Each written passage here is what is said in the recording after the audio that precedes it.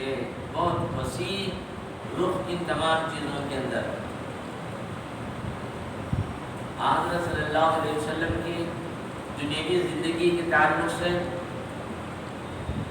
عموماً ہماری نظر صرف آپ کی انسانی حیثیت اور بشری حیثیت پر رہ جاتی ہے، اور یہی باتیں زیادہ کہی اور سنی جاتی ہیں، اور اسی پر زیادہ تر آپ کی سیرت کا، آپ کی زندگی کا موضوع رہا کرتا ہے، جس کی وجہ سے ذہنوں میں ایک بات اس شخصیت کی بس ایک انسانی حیثیت، ایک بشری حیثیت یہ رہ جاتی ہے۔ اسی لیے میں نے مناسب سمجھا کہ بشری زندگی انشاءاللہ کل سے شروع کر دی جائے گی۔ اس سے پہلے جو آپ کی زندگی ہے، جو آپ کی صفات ہیں، جو آپ کے اوصاف ہیں، یہ بھی بہت اہم پہلو ہے۔ ان چیزوں کو ذہنوں سے ہٹا دینے کا نتیجہ یہ ہوتا ہے کہ حضرت صلی اللہ علیہ وسلم کو بس ایک پیغمبر اور ایک بشر، ایک انسان اتنے ہی درجے میں رکھ لیتے ہیں، حالانکہ نبی اکرم صلی اللہ علیہ وسلم کی حیثیتیں اس سے بھی اونچی ہیں، مختلف ہیں، الگ الگ حیثیتیں ہیں۔ یہاں آنے سے پہلے بھی آپ کی زندگی کے کئی پہلو ہیں، اور وہاں بھی ایک زندگی ہے۔ وہ زندگی کبھی نور کی حالت میں رہی، کبھی روح کی حالت میں رہی، اور کبھی صرف اللہ تبارک و تعالیٰ کے حضور میں رہی۔ تو یہ پہلوؤں کو بھی ہمیں سامنے رکھنا چاہیے تاکہ حضرت صلی اللہ علیہ وسلم کی ساری حیثیتیں، آپ کی سارے زندگی کے پہلو ہمارے سامنے آ جائیں۔ ایک بڑی مشہور حدیث ہے، امام خسرانی نے روایت کی، ان النبی صلی اللہ علیہ وسلم، حضور اکرم صلی اللہ علیہ وسلم فرماتے ہیں، کنت نورا بین یدی ربی قبل خلق آدم علیہ السلام ب14,000 عام۔ مشہور حدیث ہے، کئی محدثین نے نقل کیا ہے کہ حضور اکرم صلی اللہ علیہ وسلم فرماتے ہیں، میں اپنے رب کے پاس، رب کے درمیان میں، رب کے قریب یا رب کے قربت میں، رب کے حضور میں اس وقت جو میری حالت تھی نور کی حالت،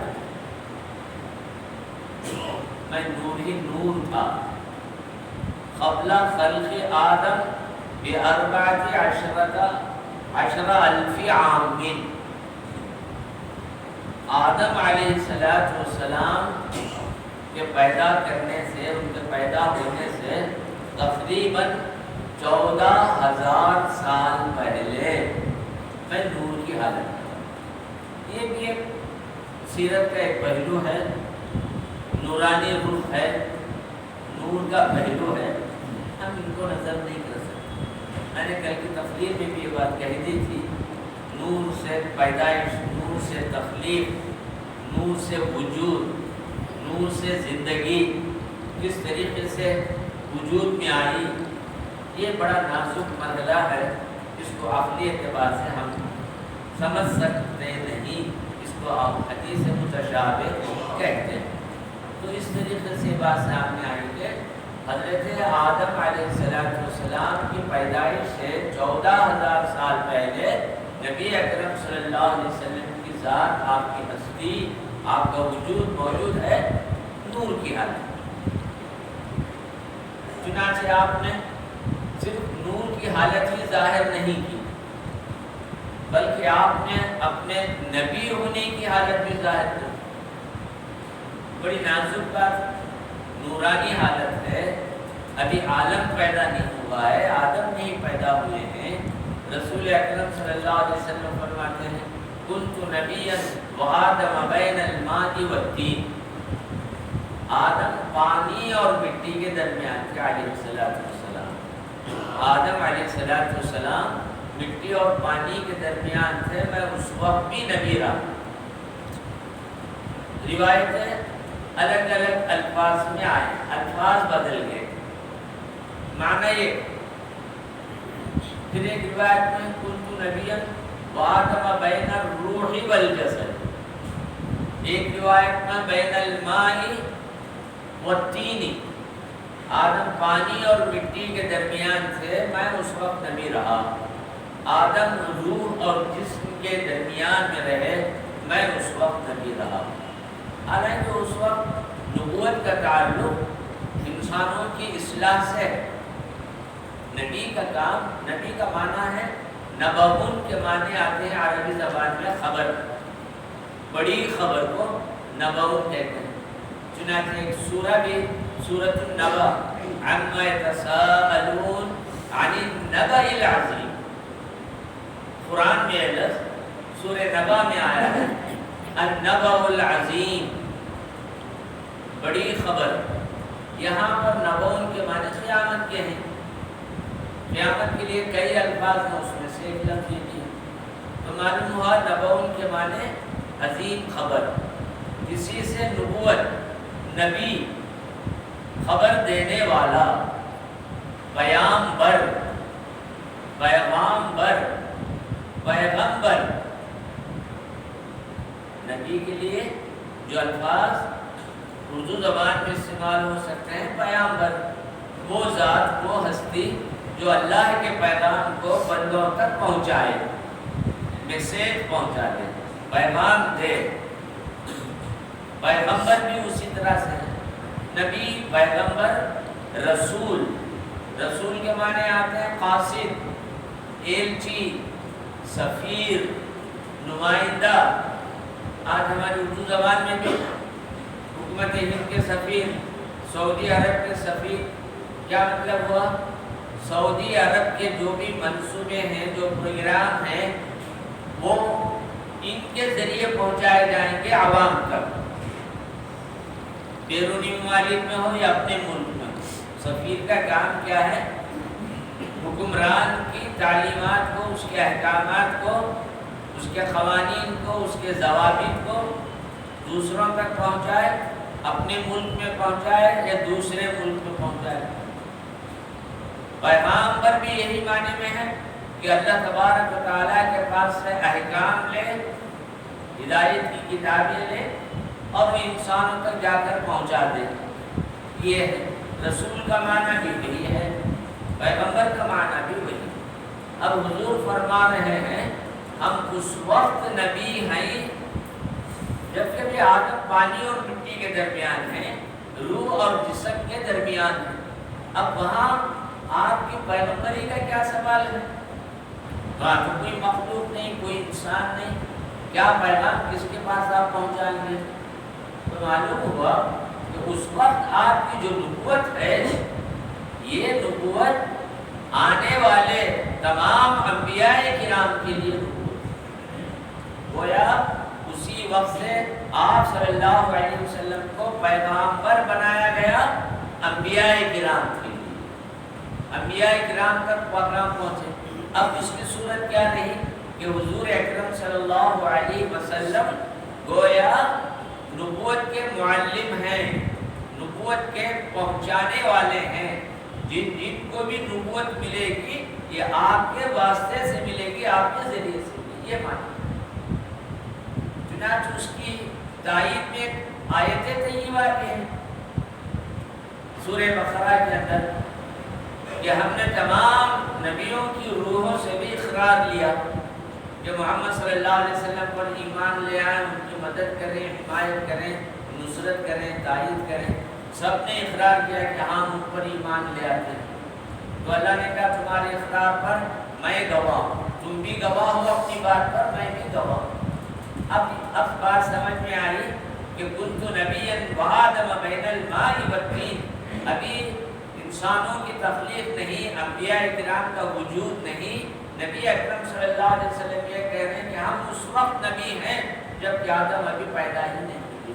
تو معنی یہ ہوا کہ نبوت کا سرچشمہ، نبوت کا فیضان، نبوت یہاں سے جاری ہوگی سیدنا محمد عربی صلی اللہ علیہ وسلم سے، آپ کے ذریعے سے نبیوں تک نبوت پہنچے گی، تمام نبیوں کے ذریعے سے دنیا جہاں کی جو قومیں ہیں جن کے پاس انبیاء کرام جائیں گے ان تک ان نبیوں کے ذریعے سے یہ نبوت پہنچ جائے گی۔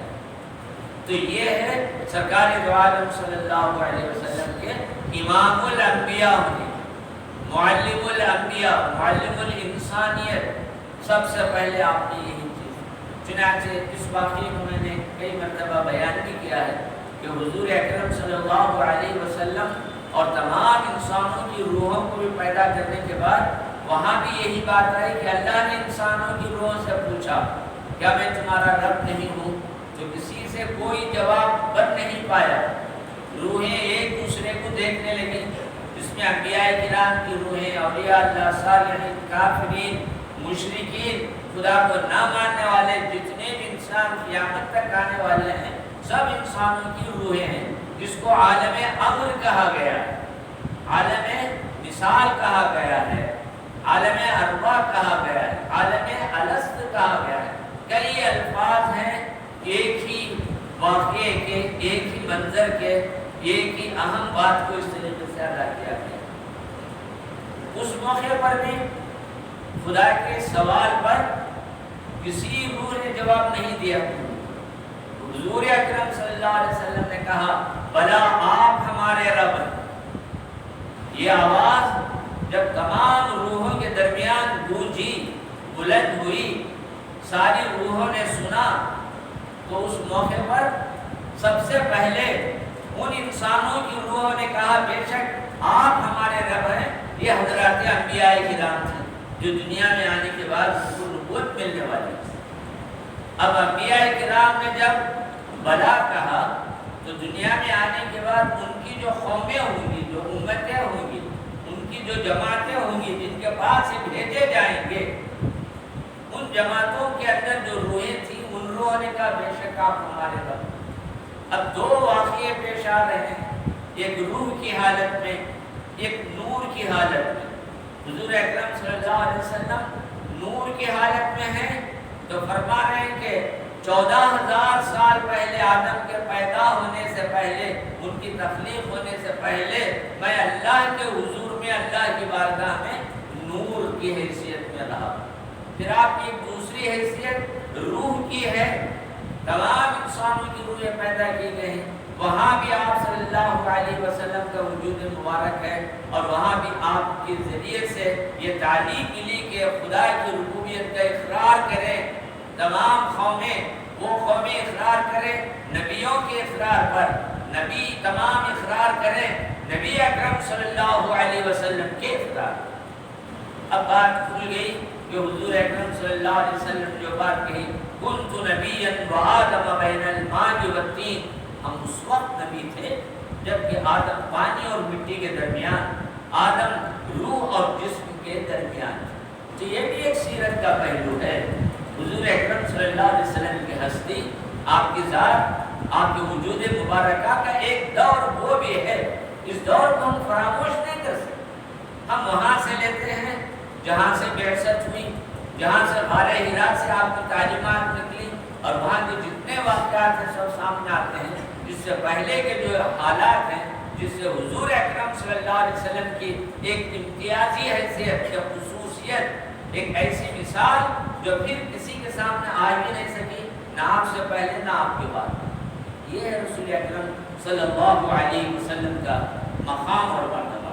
ایک اور حدیث ہے، امام زرقانی نے نقل کیا ہے، حضرت آدم علیہ السلام کے جسم مبارکہ میں روح ڈال دی گئی۔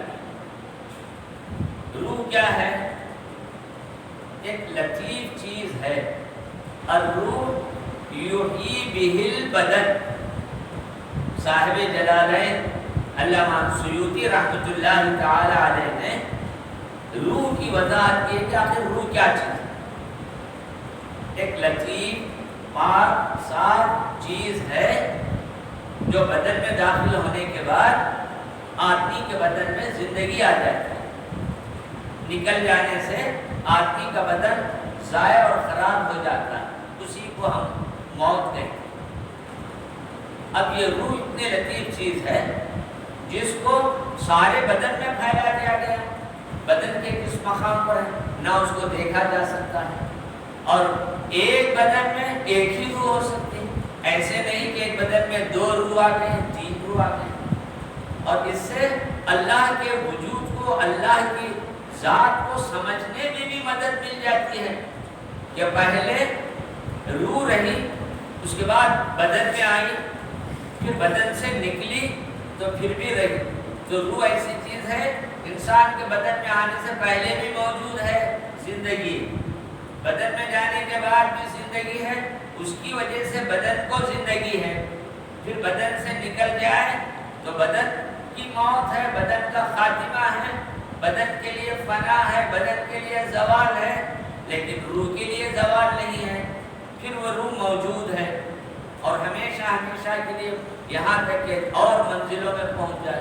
اس سے ایک صوفیاء کرام نے ایک نقطہ یہ بیان فرمایا ہے کہ روح کو، حالت کو، اس کی کیفیت کو ہم سمجھ نہیں سکتے، دیکھ نہیں سکتے، روح کہاں رہے گی، کیسے رہے گی، اس کی رنگ، روپ، شکل، صورت، حیت، وضع، خطا کیا بھی سمجھ نہیں سکتے۔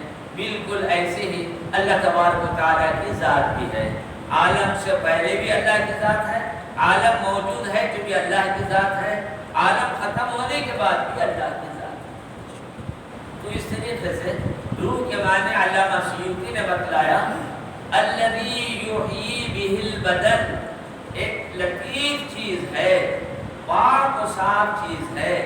یہ الگ بات ہے دنیا میں آنے کے بعد بدن کی وجہ سے، اعمال کی وجہ سے روح کی لطافت میں، پاکیزگی میں خرابی آ جائے، کثافت آ جائے، گندگی آ جائے، لیکن انبیاء کرام کی روح کسی بھی حالت میں نہ گندی ہو سکتی ہے، نہ غلط ہو سکتی ہے، نہ مجروح ہو سکتی ہے، بلکہ انبیاء کرام کے بدن بھی روح کی طرح پاک اور صاف ہوتے ہیں۔ جیسے روح پاک اور صاف ہے، کبھی ان کی روح گندی نہیں ہو سکتی، ایسے ہی انبیاء کرام کے بدن بھی پاک و صاف ہوتے ہیں روح کے معنی۔ یہ صرف نبیوں کی خصوصیت ہے اور انسانوں کو اور طبقات کو کسی کو نہیں دیا گیا ہے۔ تو اس حدیث میں یہ ہے، جب روح مبارکہ حضرت آدم علیہ السلام کی آپ کے جسد مبارک میں، جسم میں داخل کی گئی، زندگی آ گئی اب بدن میں، انہوں نے اپنی آنکھوں سے ادھر ادھر دیکھنا شروع کیا، پھر آنکھیں اوپر اٹھائیں تو ان کی نگاہیں عرش معلیٰ پر جا کر رک گئی، عرش پر رک گئی۔ اچانک انہوں نے وہاں دیکھا، اب انبیاء کرام ہیں، وہاں پر ایک لکھا ہوا تھا کہ لا الہ الا اللہ محمد الرسول اللہ، عرش کے کوروں پر۔ حدیثوں میں اس کی تفصیل ہے۔ اس موقع پر حضرت آدم علیہ السلام نے یہ دیکھا یہ کیا چیز لکھی ہوئی ہے، پیغمبر یہ ابھی وہ معاملہ ہے ہی نہیں، اس طریقے سے یہ بات تھی۔ تو فوراً اللہ تبارک و تعالیٰ نے فرمایا کہ میرے نام کے ساتھ کسی اور نام کو دیکھ کر تم جو سوچ رہے ہو یہ کون ہوں گے، کیا ہوں گے، کس کو اپنے نام کے ساتھ رکھا ہے، یہ تمہارے ذہن میں باتیں آ رہی ہوں گی۔ یہ کہہ کر اسی موقع پر یہ کہا یہ تمہاری اولاد میں سے ہوں گے۔ حضرت محمد صلی اللہ علیہ وسلم، اے آدم تمہاری اولاد میں سے ہوں، ایک بات ہوگی۔ پھر اس کے بعد آدم علیہ السلام جنت میں گئے، وہاں رہے، حوا رہی، پھر شیطان نے آپ کو بہکا دیا، بڑے مشہور ہے قرآن کریم میں بھی، لمبا چوڑا واقعہ ہے وہ۔ اس کے بعد پھر آدم علیہ السلام کو اپنی لغزش کا، اپنی خطا کا، اپنی بھول کا احساس ہوا، تو انہوں نے اللہ تبارک و تعالیٰ سے توبہ کی، ربنا ظلمنا انفسنا وَإِن لَّمْ تَغْفِرْ لَنَا وَتَرْحَمْنَا لَنَكُونَنَّ مِنَ الْخَاسِرِينَ۔ قرآن میں سورہ اعراف کے اندر یہ دعا ان کی موجود ہے۔ یہ آدم علیہ السلام نے پہلی مرتبہ اپنی توبہ قبول ہونے کے لیے یہ دعا فرمائی اور یہ پڑھا، اور اس موقع پر انہوں نے بارگاہ خداوندی میں یہ اصل اس حدیث کا جو اہم پہلو ہے جو میں اس وقت آپ کے سامنے ظاہر کرنا چاہتا ہوں وہ یہ ہے کہ اس موقع پر حضرت آدم نے یہ دعا مانگی تو نبی اکرم صلی اللہ علیہ وسلم کے نام مبارکہ کو عرش کے کونے پر لکھا ہوا دیکھا تو آپ نے آپ کی شفاعت کے واسطے سے دعا، اللہ تبارک و تعالیٰ نے آپ کی دعا کو قبول فرما دیا، آپ کے نام سے شفاعت کی۔ تو اسی موقع پر اللہ نے حضرت آدم کو یہ بات کہی، اے آدم اگر وہ نہیں پیدا کیے جاتے تو تمہیں بھی نہیں پیدا کیا جاتا۔ تو اس سے محمد عربی کے مقام اور مرتبے نورانی حالت میں ہو، روحانی حالت میں ہو اور اللہ کے حضور میں ہو، کس کس حیثیتوں سے یہ ساری چیزیں پیدا ہو گئیں۔ اسی موقع پر ایک دوسری حدیث میں یہ بات بھی آ رہی ہے کہ آدم کے نام کے ساتھ اللہ تبارک و تعالیٰ نے آدم ابو محمد یہ نام لے کر نبی اکرم صلی اللہ علیہ وسلم کا ظاہر فرمایا، اے آدم آپ ابو محمد ہیں۔ یہ ابو کا لفظ عربوں کی خاص خصوصیت ہے، ان کے پاس اگر بیٹا ہوتا ہے تو بیٹے کے نام سے پہچانا جانا ایک عزت اور وقار، کیونکہ بیٹے کی وجہ سے میرا نسب قائم ہوا، اگر بیٹا نہ ہوتا تو نسب قائم نہیں ہوتا، اسی لیے وہ لوگ بیٹے کے نام سے لیتے۔ ابو طالب، ابو محمد، ابو ظفر، یہ جتنے بھی ایسے الفاظ آتے ہیں، یہاں سب سے پہلے کنیت کا لفظ اللہ تبارک تعالیٰ نے حضرت آدم علیہ السلام کے نام کو دیا تو یہ دیا ابو محمد آدم۔ ہمارے یہاں جو لکھا جاتا پہلے ابو کہہ کر باپ کا نام لا کر اس طریقے سے اس کا نام بیٹے کا نام لایا جاتا ہے، تو بہرکیف یہاں رسول اکرم صلی اللہ علیہ وسلم کی وہ حیثیت، وہ شخصیت بھی ہمارے ساتھ، یہ تمام پہلو، ان تمام چیزوں کو سوچنے کی ضرورت ہے۔ اب یہ نور جو 14,000 سال پہلے رہا، جبرائیل امین علیہ السلام سے حضور نے پوچھا کہ آپ کی عمر کیا ہے، تو اس موقع پر جبرائیل نے کہا مجھے اپنی عمر کا اندازہ نہیں ہے، 14,000 سال میں یا 1,000 سال میں، دو طرح کی روایتیں ہیں کہ اس اتنی 14 مرتبہ میں نے 1,000 سال میں ایک مرتبہ اس ستارے کو دیکھا ہے، 14 مرتبہ دیکھا ہے۔ تو اس موقع پر رسول اکرم صلی اللہ علیہ وسلم نے سن کر کہا وَأَنَا ذَلِكَ الْكَوْكَبُ۔ امام زرخانی نے ان الفاظ کو بھی نقل کیا کہ حضور اکرم صلی اللہ علیہ وسلم نے یہ بات سنی تو فرمایا کہ ہاں ہم وہی محمد ہیں، وہ کوکب، وہ ستارہ جو ہے، تو نور محمدی جو آدم کی پشت میں رکھا گیا تھا اور اس کے اندر اتنی روشنی، اتنی شعاعیں تھی کہ پیشانی سے ظاہر ہو رہا، اور وہ نور کو اللہ تبارک تعالیٰ نے حضور اکرم صلی اللہ علیہ وسلم کے آباء و اجداد میں نسل در نسل منتقل کرتے ہوئے حضرت عبداللہ تک پہنچایا۔ حضرت عبداللہ کی پیشانی میں وہ نور چمکتا تھا، بہت سارے لوگوں نے مشاہدہ کر جن کے پاس بصیرت تھی، یہودی علماء پہچانتے تھے، کاہن جانتے تھے۔ چنانچہ ایک مرتبہ ایک خاتون آئی حضرت عبداللہ کے پاس، جوان صاحب تھے، بہت کم عمری میں آپ کا وصال ہوا، 25 سال عمر بتلائی گئی، تو ایک خاتون نے کہا کہ میری خواہش ہے کہ آپ مجھے اپنے نکاح میں لیں۔ تو حضرت عبداللہ نے خاموشی اختیار کی، کیونکہ اس وقت عبد المطلب بھی تھے اور یہ سارے معاملات تھے، اور حضرت آمینہ بھی تھی، یہ سب چیزیں تھیں، اس لیے انہوں نے اپنی طرف سے کوئی جواب نہیں دیا، وہ عورت خاموش چلی گئی۔ پھر اس کے بعد حضرت عبداللہ کا نکاح حضرت آمینہ کے ساتھ ہوا جو آپ کی نکاح میں آ گئی تھی۔ اس واقعے کے بعد نکاح ہوا، نکاح ہونے کے بعد وہ خاتون پھر دوبارہ آئی تو حضرت عبداللہ کی طرف کوئی توجہ نہیں دی، ایک مرتبہ آئی تو خواہش ظاہر کی، دوسری مرتبہ آئی تو خواہش ظاہر نہیں کی، تو فوراً حضرت عبداللہ کو بڑا تعجب ہوا، تم تو پہلی مرتبہ جب آئی تھی بڑی اپنائی تھے، بڑے شوق کے ساتھ اپنے نکاح میں آنے کی بات کی، اس مرتبہ کیا بات ہے توجہ بھی نہیں دے رہے۔ تو اس خاتون نے کہا جس وقت میں نے آپ کو دیکھا تھا آپ کی پیشانی میں ایک نور چمک رہا تھا، اسی لیے میں نے نکاح کی خواہش کی، اور جانے کے بعد جب میں 2-3 دن کے بعد تمہارے پاس پہنچی ہوں تو مجھے معلوم ہوا کہ آپ کی پیشانی پر وہ نور نہیں ہے، وہ نور منتقل ہو چکا تھا حضرت آمینہ کے اوپر۔ تو اس طریقے سے نبی اکرم صلی اللہ علیہ وسلم۔ تو محترم بزرگوں، عزیز ساتھیوں، ایک حدیث میں یہ ہے سرکار دو عالم صلی اللہ علیہ وسلم نے فرمایا ہے انا انفسکم نسبا و سحرا و حسبا لیس فی آبائی ملت آدم صفاح کلنا نکاح. حدیث کا مفہوم یہ ہے اے لوگوں میں تم سب میں نسب کے اعتبار سے، خاندان کے اعتبار سے، آبا و اجداد کے لحاظ سے، امہات و جدات کے لحاظ سے، امہات ان کی جمع ماں، جد کے معنی دادی نانی، دونوں کے لیے لفظ. اب کا لفظ دو طرف بھی آ رہا، نانا کے لیے بھی آئے گا، دادا کے لیے بھی آئے گا. تو گویا مختصر طور پر یہ ہے آبا و اجداد، امہات و جدات. میں تم لوگوں میں اپنے آبا و اجداد کے لحاظ سے نہ صرف میں بلکہ میری ماں کے اوپر کی ساری پشتیں نسلیں اوپر کی، اور میرے باپ عبداللہ، عبد المطلب، ہاشم، خصا، عبداللہ، فہر، لوئی، یہ جتنے بھی آ رہے ہیں عدنان تک جو اس سے اوپر بھی اسماعیل علیہ السلام تک، یہ سب کے سب طیب و طاہر ہیں، پاک ہیں. انہوں نے نکاح کیا ہے، بغیر نکاح کے کسی عورت کے ساتھ تعلق نہیں پایا. یہ ہے رسول اکرم صلی اللہ علیہ وسلم کی نسب کی خصوصیت. آپ کے اونچے آبا و اجداد، امہات و جدات کی پاکیزگی کا معاملہ. یہی حال تمام انبیاء اکرام کا بھی ہے. انبیاء اکرام کے آبا و اجداد بھی ایسے ہی پاک و صاف رہے.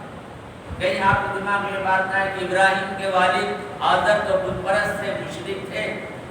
یہاں اس کی وضاحت کرنا ضروری ہے کہ آدم کے یہ حضرت ابراہیم علیہ السلام کے حقیقی باپ نہیں تھے. حقیقی باپ کا نام تارخ تھا. یہ چچا تھا جس کا نام آذر ہے. وہی لفظ حدیثوں میں بھی آیا، قرآن میں بھی آیا. اس کی وجہ یہ ہے عربی زبان میں چچا کے لیے بھی باپ ہی کا لفظ، باپ کے لیے بھی باپ کا لفظ استعمال ہو جاتا ہے. فرق الگ الگ نہیں ہے. اردو زبان میں جیسے الفاظ، ابو طالب کو ہم چچا کہتے ہیں حضور کی، حالانکہ چچا نہیں بلکہ تایا ہیں. حضور کے والد عبداللہ سے بڑے ہیں تو تایا ہم کہیں گے. تو عربی زبان کے اندر یہ الفاظ ہیں.